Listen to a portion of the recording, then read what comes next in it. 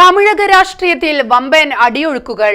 തമിഴ് രാഷ്ട്രീയത്തിൽ ചരിത്രം സൃഷ്ടിച്ച തമിഴക വെട്രിക്കഴകം നേതാവ് വിജയന്റെ നീക്കങ്ങൾ വൻ വിജയത്തിലേക്ക് നീങ്ങുന്ന കാഴ്ചകളാണ് തമിഴ്നാട്ടിലുടനീളം അരങ്ങേറിക്കൊണ്ടിരിക്കുന്നത്. ഏറ്റവും ഒടുവിൽ വിജയുടെ രാഷ്ട്രീയ ശത്രുവായ AADMKയിലെ 3 MLA മാർ കൂടി പദവികൾ രാജിവെച്ച് വിജയുടെ TVKയിൽ ചേർന്നിരിക്കുകയാണ്. മരകതം കുമാരവേൽ, ജയകുമാർ, സത്യഭാമ എന്നിവരാണ് AADMK വിട്ട് TVKയിൽ ചേർന്ന MLA മാർ. ഇവർ മൂവരും നേരത്തെ നടന്ന വിശ്വാസ വോട്ടെടുപ്പിൽ TVKയ്ക്ക് അനുകൂല സമീപനമാണ് സ്വീകരിച്ചത്.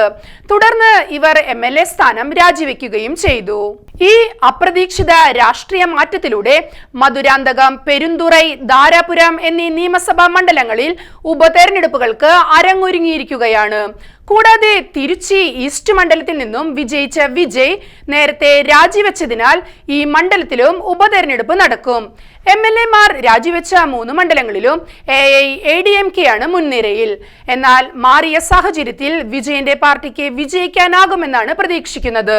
അതുകൊണ്ട് തന്നെ ഉപതെരഞ്ഞെടുപ്പ് നടക്കുന്ന 4 മണ്ഡലങ്ങളിലും വിജയം നേടാൻ കഴിയുമെന്നാണ് TVK പ്രതീക്ഷ പുലർത്തുന്നത്.